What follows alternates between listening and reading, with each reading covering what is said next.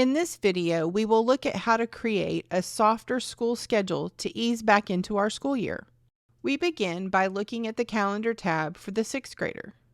Here we can see a typical schedule for 6th grade with all 7 courses assigned once every day. We have decided to have a light week the first 2 weeks.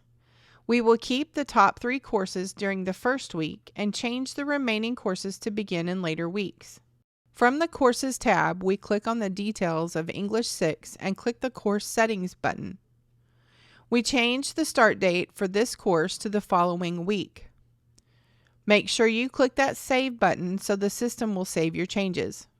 This same process can be done from the parent profile. Choosing this student, we can see English 6 has a different start date. We want to change the start date for the other 3 courses. Heritage Studies will begin the same week as English. Spelling and Handwriting will begin the 3rd week of school.